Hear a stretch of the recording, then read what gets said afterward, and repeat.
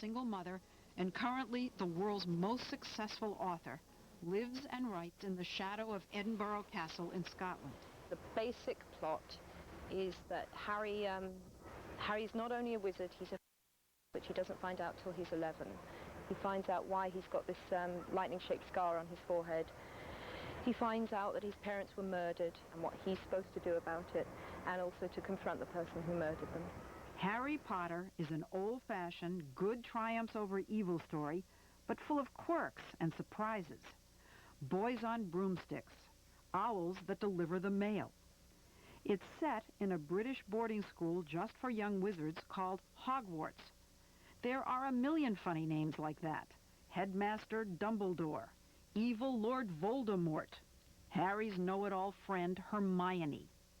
It's very apparent that Joanne Rowling was born to play with words. Well, I used to collect names of plants that sounded witchy, and then I found this.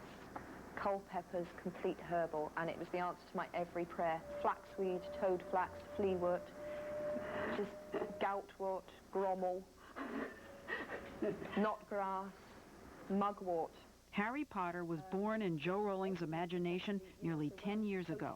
I did pictures of characters. Oh, you did? Yeah. No one's ever seen these before either. Ooh, these are your own drawings? Yeah. The drawings, which she once considered using in the books, are amazingly detailed.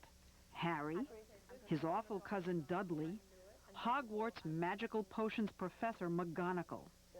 Those images turned into the vivid word pictures now captivating so many kids. Professor McGonagall watched them turn a mouse into a snuff box. Points were given for how pretty the snuff box was, but taken away if it had whiskers.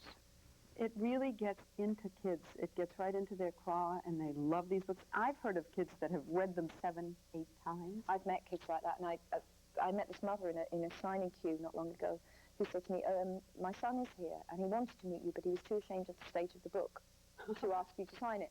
And it was all wrinkly and covered in rubbish, and the cover was falling off. And I made her go and get him, because that is exactly the state I want to see my books in. I have no truck with these people, these very anally retentive people who don't crack the spine when they read a book. I say crack the spine and read it, because that's what it's there for. So many people are cracking the spines of her books that Jo Rowling is becoming a publishing figure of historic proportions. It's unprecedented in American children's books. It's unprecedented in English children's books. Eden Ross Lipson is children's book editor of the New York Times. There's nothing that compares to the velocity of the success of Harry Potter. Nothing ever? No, not really. To have 3 books on the bestseller list at the same time. Forget children's books. Well, that is the point, that there is no precedent for 3 books involving the same characters to be on the adult bestseller list at the same time. Christopher Little, Rowling's literary agent, says the books are now in 26 languages and 140 countries. Do you have any idea how many books have sold so far? Or the range? It's got to be over 8 million today. 8 million. But if you wait till later on today, it's probably going to be more like 9. What makes Jo Rowling's success all the more remarkable is what it followed. In 1994, when her marriage to a Portuguese journalist collapsed, she moved here to Edinburgh, Scotland. She had few friends and fewer prospects and ended up on welfare, actually skipping meals to make sure she had enough money for her 4-month-old baby. And while she thought of herself as a writer, she had never published anything. A journalist actually said to me the other day, so you wrote your whole first novel on napkins, paper napkins. Because you couldn't afford the paper. Yeah, which is really going it a bit even for me. No, I did not write on napkins. I could afford pens and paper, yeah. But you were on welfare. I was, yeah. On the dole, as they say. Yeah. So you were in bad straits. Yeah, I was in worse straits than I've ever been before or since, yeah. She'd been playing with the idea of Harry Potter for years by then. And she says she's always written, ever since she was a little girl growing up in southern England. Even when she worked as a teacher, she was just biding time. What amused me, I went through this last night to show you, and the funny thing was that this is my employment history. It's the back of stuff that I really should have been doing as work, and on the front you have bits of my writing. This is really old. This is a photocopy from a textbook when I was teaching in Portugal. And obviously this was what I was supposed to be doing with the children, and on the back you've got all the ghosts for Gryffindor. Gryffindor is one of the dormitories at Hogwarts. This may look like random scribbling, but it's actually all part of a master plan. Long before she was published, Rowling had 7 Harry Potter books meticulously plotted out on grids, one for each year Harry spends at wizard school. But before you assume she's compulsively organized, You have to pick the box up. Is it too heavy to just show? This is the filing This is system. one of many, many boxes in my How do bedroom. you find anything? Well, bizarrely, I do find it. I know that this is box 1. So, and I know the kind of stuff that's in box 1, but it's nice because you start rifling through it and you suddenly think, oh yeah, there's that. So if I filed more efficiently, I wouldn't have these sort of lucky chances. it's one thing to have boxes full of notes, another thing entirely to turn them into a book. Back in 1994, with a baby daughter and no money, Jo Rowling knew she had to write it quickly or forget it. So I decided it was going to be my last-ditch attempt to get this book published. And so I'd walk around Edinburgh pushing her in the pushchair and wait till she fell asleep, and then I would literally run to the nearest cafe and write for as long as she stayed asleep. Most often, she wrote here in Nicholson's restaurant because they let her stay for hours nursing just 1 cup of coffee. Finally, she had a manuscript to send off. People turned it down. Oh, yeah. A lot? No, it's, 4 or 5 publishers turned it down, I think. And the consistent criticism was it's far too long for children. Jo began looking in a directory for a literary agent. She liked Christopher Little's name. So one day, you get this unsolicited manuscript from someone you've never heard of. What do you think? These things can sit in a pile for ages, you know, because they're known as the slush pile. They're the unsolicited, and, you know, that's the also-rans usually. And just by chance, 2 days afterwards, picked up this pile and went off to a lunch because somebody was turning up late. And inside, I started reading about Harry Potter.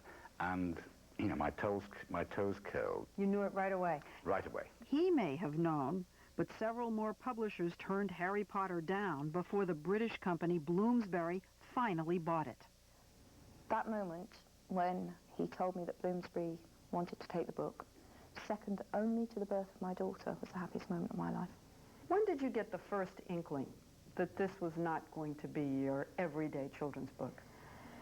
The book sales climbed steadily from publication, and that was with no publicity, really. No publicity? No, nothing. Absolutely nothing. No one knew a thing about me, and the only explanation for this was word of mouth with children. The publishers printed, you know, very few books, as they often do, and the demand came not from anywhere else, but out of the playgrounds. So it really built by word of mouth from child to child? Yeah, out of the playgrounds. And now it's like a chain reaction. Everybody gets involved with in that. my class, like, you didn't read Harry Potter? And then, like, 2 days You're later... out of it.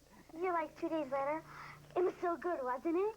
These kids in Stamford, Connecticut are typical of the fans creating the Harry Potter avalanche.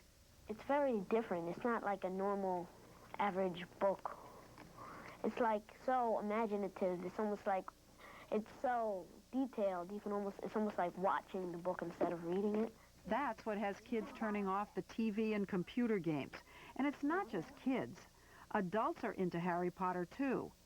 So many that in Britain, there's a special grown-up edition just for them. Everyone's drawn in by the same thing. Adventure and suspense set in a wizard world that's magical and somehow still recognizable. She has this parallel universe, just a little off-center, that has a banking system, it has a newspaper, it has a ministry of magic. It is so complete, and because it's complete, she can keep pulling rabbits out of this hat. Like in normal classes, they'd give you homework on math and everything. In this, it's to find out about wizardry, and it's really great. How do you kill this plant that will strangle you? Or how do you do this magical dark secret potion or something? Just the fact that both girls and boys are excited about the same book sets Harry Potter apart. In fact, Rowling's publisher originally tried to mask the fact that she's a woman by using her initials, J.K., on the books. Traditionally, boys don't like to read books written by girls. Girls read books written by anybody. But boys have this sort of peculiar sort of sex thing. Well, the secret's out now, and kids don't care what she's called as long as she keeps writing. This is getting kids who don't like to read or who have never read before, they call them reluctant readers, to not only pick up this book or these books and read them, but then to want to read other similar books. Nothing better than that. And have you been told about this? Yeah, I've been told about it quite a lot, and I've twice met mothers of dyslexic sons, and one of them who have told me that their sons did read the entire books themselves, and one of them, Harry Potter and the Philosopher's Stone, was the first book, he was 9 years old, the first book he ever read for himself. And this absolutely supports my view that children are grossly underestimated. My dear, you have a deadly enemy. But everyone knows that, said Hermione in a loud whisper. Rowling, the ex-teacher, relishes any chance to read to children and hear their questions. This was a hometown crowd in Edinburgh. Did you base anyone in the book on you? On me? Yeah. Not very proud of it, though. Hermione. She's really annoying. I think I was really annoying when I was 11. I loosened up a lot, though, as I got older. A lot. And Hermione's going to, too. But I'm writing book 4 at the moment. And Hermione gets her first date. Yay! By book 4, Hermione and Harry are 14. Well, book 4 is a lot. I'm really enjoying writing it because it's the first time you see their hormones kick in. So, Girls. yeah, girls. Finally, he's realised there are girls. Usually when you think about sequels, Sure. you know they're going to mess it up. But I don't It's a really given. think of these as sequels. I see this as one huge novel that has been divided for the reader's convenience into 7. Jo Rowling would love to be left alone to spin out the rest of her series at a quiet corner table at an Edinburgh cafe. But she's so famous now, that's getting harder to do. And there's enormous pressure to turn Harry Potter into a marketing machine. Her agent says that Rowling, barely 5 years away from welfare, could end up making $100 million. I mean, we're getting over 100 inquiries a day, whether it's Sony Corporation or Microsoft or Boeing, to people that make, cups and saucers. 100 inquiries a day from companies who want to use something from the books to help promote their products. Yeah. If people could see the kind of offers I've had to use Harry in advertising and publicity and all sorts of ridiculous, frankly, things, and I've said no to absolutely all of them. Like what? Can you give us an example? Margarine. Margarine. Oh, my goodness. No. No. No. Absolutely. Why? But Jo Rowling is no longer the sole proprietor of Harry Potter. She sold Warner Brothers the rights to put him on the silver screen and everything that goes with that. You've sold the movie rights. You're going to have a television series. You're going to have action figures. I don't know about the television series. Possibly. Possible. Action figures. Don't say action figures. Well, whatever. I'm a mother. I hate action. Well, what are we calling them? Dolls? Yeah. And I can only say now to all the parents out there, if the action figures are horrible, just tell the kids that I said don't buy them. Sorry, Warners.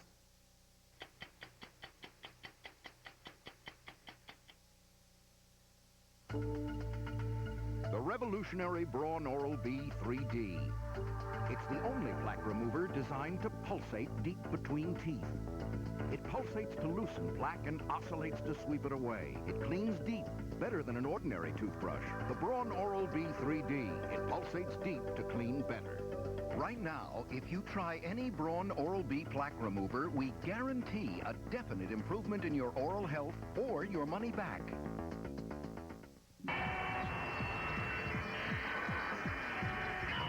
Welcome to the World Wide Web. And what a tangled web we weave. With so much traffic, the superhighway can become a parking lot. So Agilent Technologies makes systems and components that help turn internet gridlock into open road. It's a driver's dream.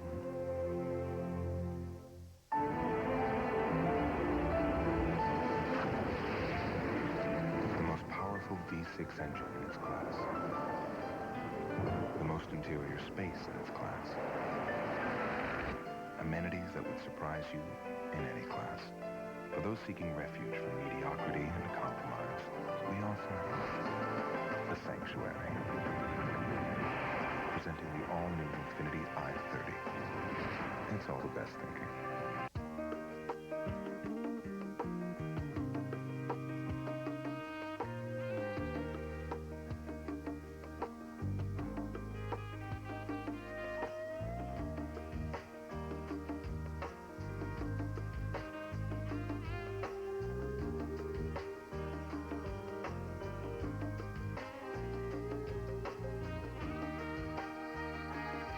Ask your doctor about Viagra.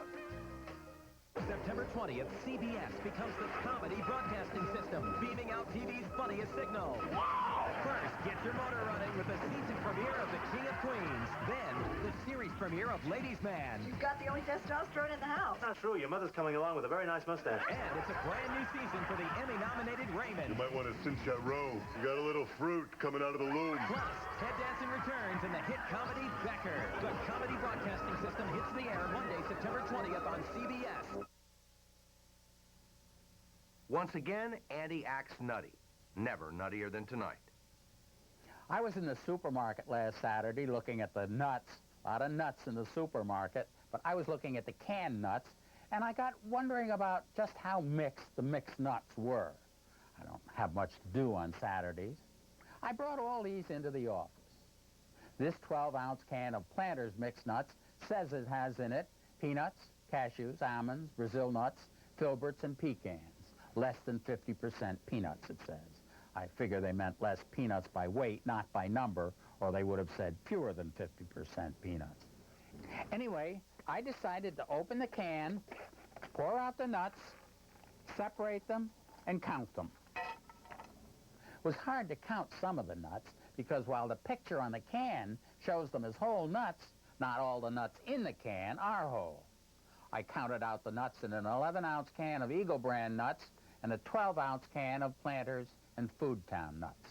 They may all have come from the same place, I don't know. In the Planters can, there were 35 cashews, 43 almonds, 25 filberts or hazelnuts, 7 Brazil nuts, and the pecans were in such little pieces I couldn't count them. No whole halves like in the picture here. They ought to have some little pieces of nuts in the picture if they're going to have so many little pieces in the can. There were 193 peanut halves and 86 whole peanuts. In the 12-ounce Planters can, there was a tiny fraction less than 6 ounces of peanuts. Just amazing precision for a nut factory. You wonder who weighs them. I called a wholesale nut company. They told me that pecans are the most expensive, that figures, and peanuts, of course, are the cheapest. Hazelnuts, and surprising to me, Brazil nuts, are also relatively cheap. You may ask this question. Does it make any sense to count the nuts in a can of mixed nuts? Well, let me ask you a question. What did you do last Saturday that was so important? I'm Steve Croft. We'll be back next week with 3 brand new stories to start a brand new season. And Tuesday on 60 Minutes 2, a new story about an assassin on the loose. Can the FBI catch him before he kills again? That's Tuesday on 60 Minutes 2. He was accepted at a good school, but even with help, couldn't afford it. Monday, the real reason college costs have skyrocketed. Eye on America on the CBS Evening News with Dan Rather. I'm not going to let my retirement growth potential get lost in the excitement of a new job.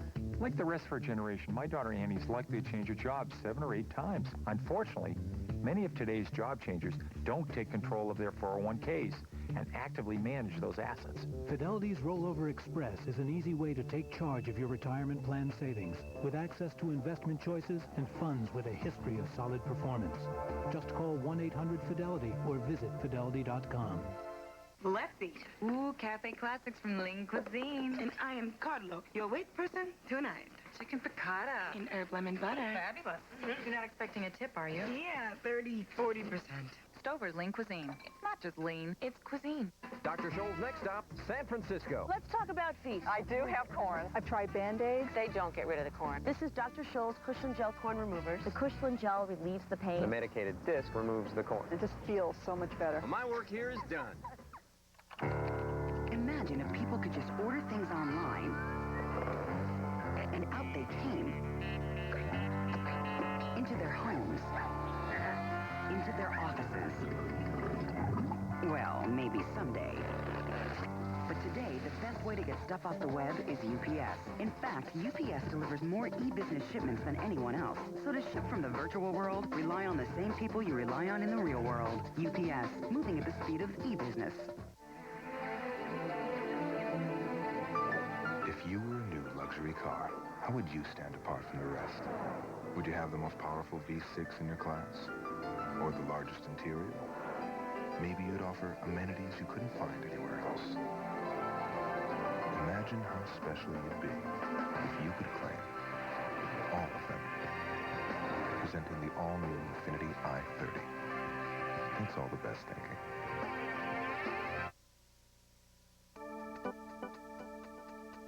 And this is my bathroom. Thank you, Lord, for these hours we are about to bill. It'll be good working with you. Family Law premieres CBS Monday, September 20th. Experience CBS News. Sterling Barber killed this church deacon, but the deacon had a dark side. He was a child molester. Should Sterling spend life behind bars? A 48 Hours mystery, Monday. The address is CBS. A 4x4 SUV with a V6, room, comfort, and all the extras for $199 per month? Is that possible? It is, in fact. Meet the 99 Suzuki Grand Vitara from Lithia Suzuki of Fresno. It's our grand opening. The team at Lithia Suzuki is giving you a shot at winning a free Grand Vitara. If the last